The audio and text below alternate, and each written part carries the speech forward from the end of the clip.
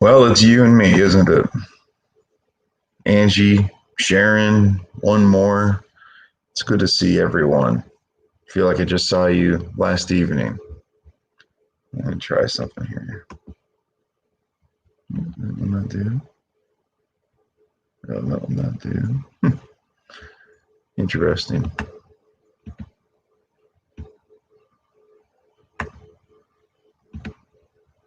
That will not do.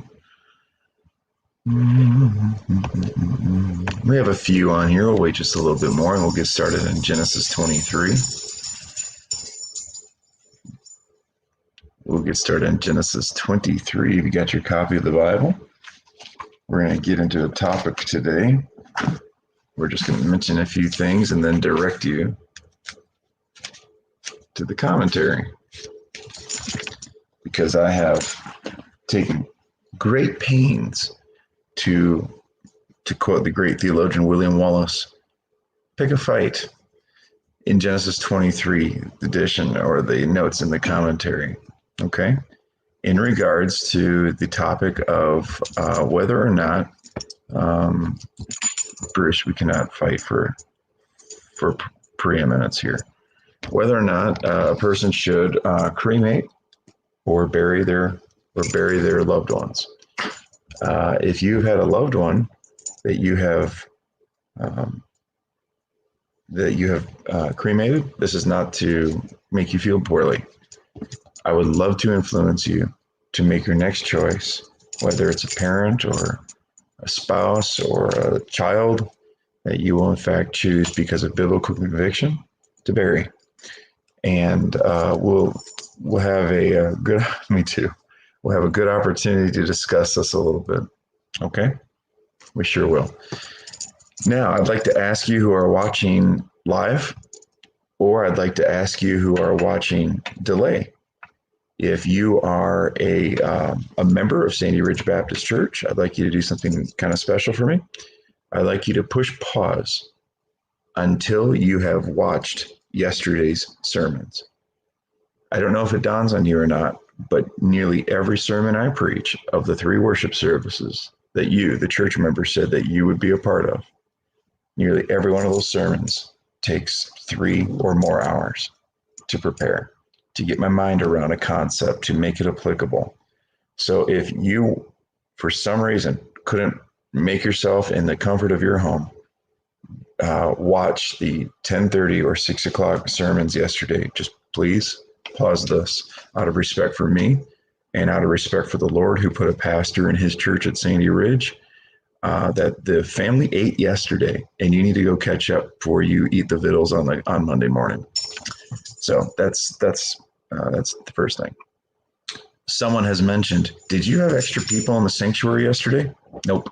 We obey the law at Sandy Ridge Baptist Church until they are infringing upon the law of God. We had no more than 10 people in the sanctuary. We did have an additional handful in the foyer, 6 feet away from each other, composing another nearly 10. And that was completely legal. I checked it out with the Hickory Police Department, and it was completely illegal. So last night we didn't have to do that. No traffic last night. There was about 9 of us all together in the sanctuary. But if you'd like to attend, I need to know before the service. And as you might expect, last Wednesday we had a rip-roaring crowd of 3. So there are going to be some who are just totally upset with me for I haven't started having service at the church. We're not allowed legally to have more than 10.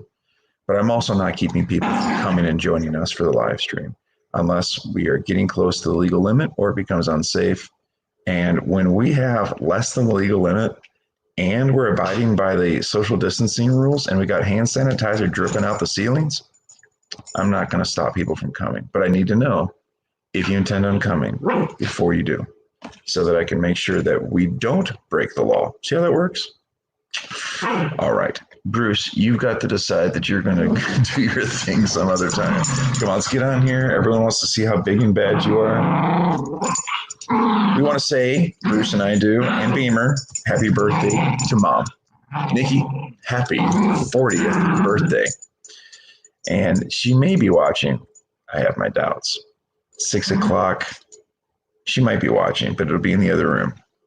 She is 40 years old today. And we'd also like to say, while we're at it, happy birthday to Lauren Turner. They share a birthday. How cool is that?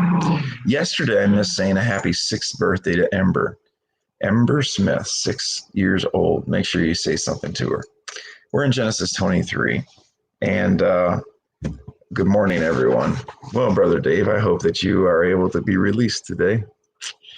Good morning. Hi, Jean and Angelo, Ellen, Cindy, Hazel. And all right. So Genesis 23. Sarah lived 127 years. These were the years of the life of Sarah. Go find something to do. You cannot stare there and growl at me. We are doing something very holy. You stinking Canute. Isn't it time for you to go and eat? Sarah lived 127 years and she died.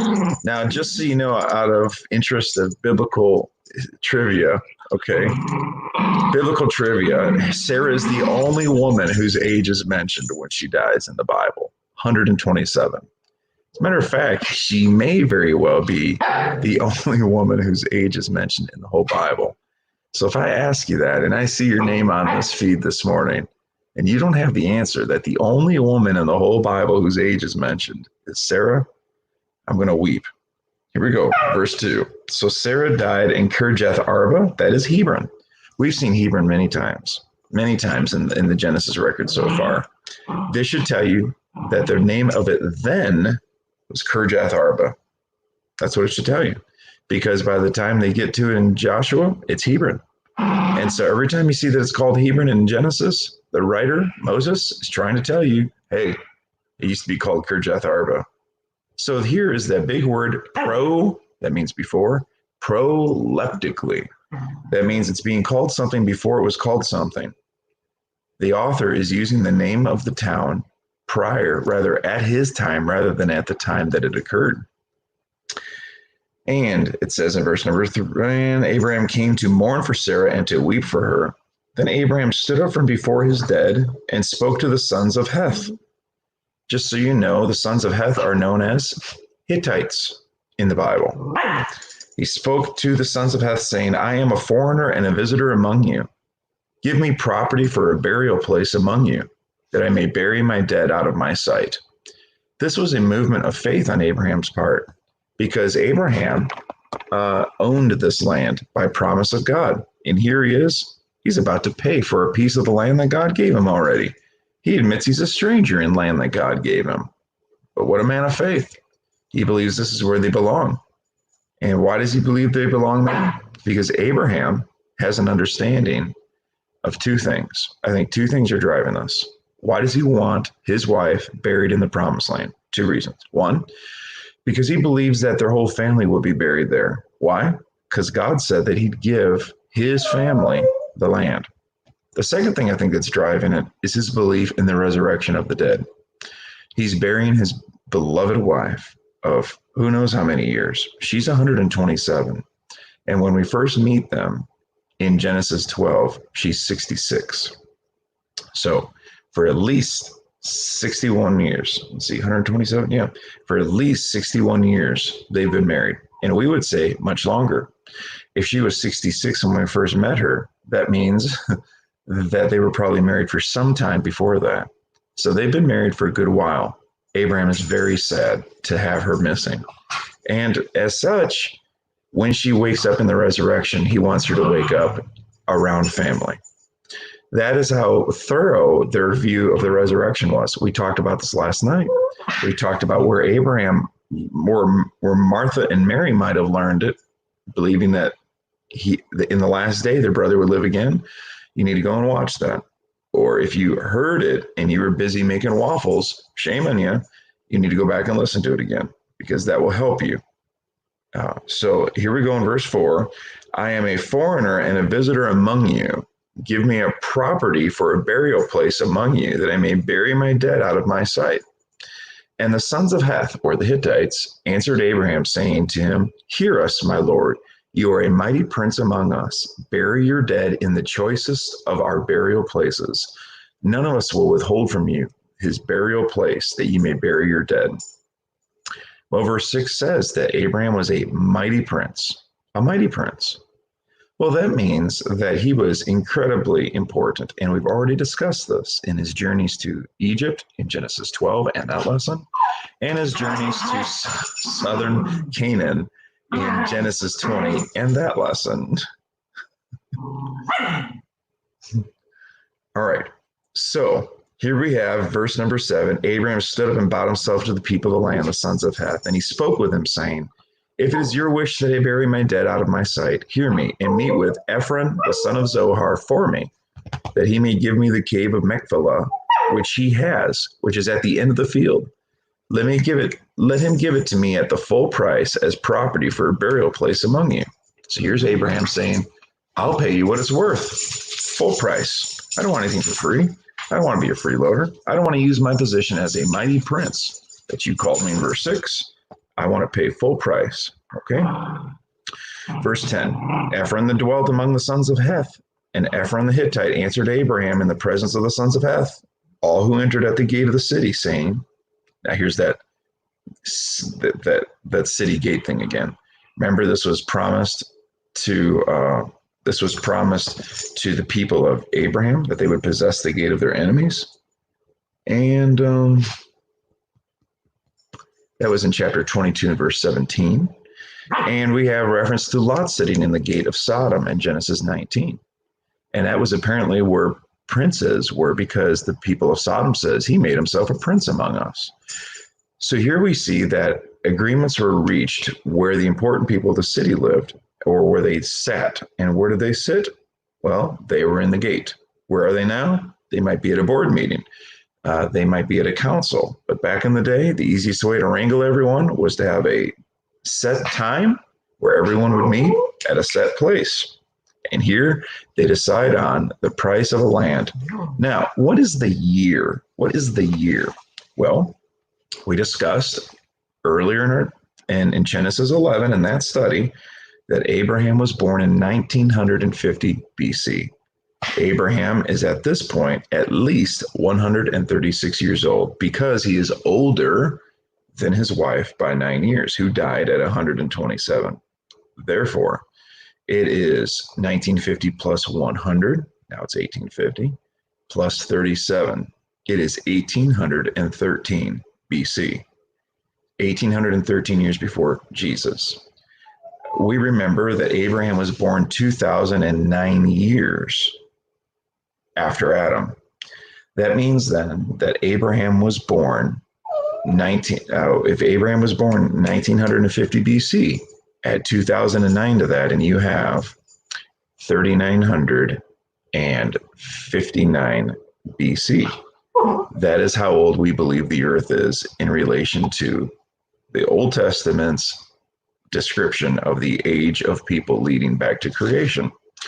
So 3959 BC for creation, 1950 for Abraham's birth, 1813 BC for this episode here.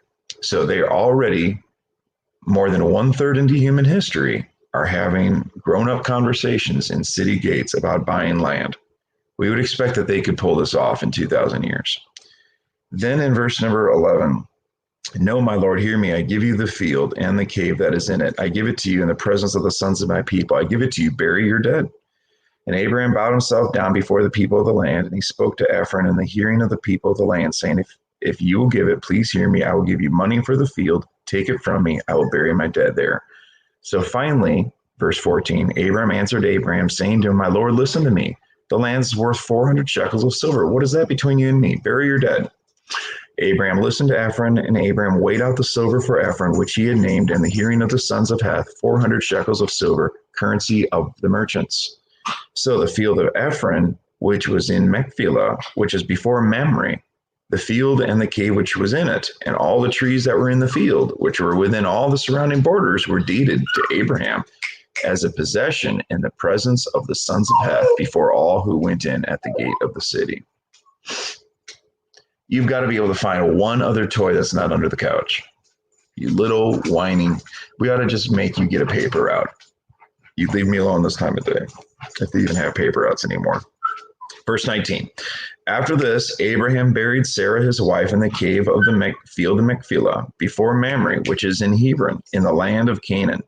So the field and the cave that is in it were deeded to Abraham by the sons of Heth as property for a burial place. So when the Bible does something or describes something for the very first time, we ought to take careful note. Here is the treatment of a dead loved one. And what is done for the dead loved one? They are buried. Expense is made, or I should say paid. It is very expensive to properly care for dead people that you love.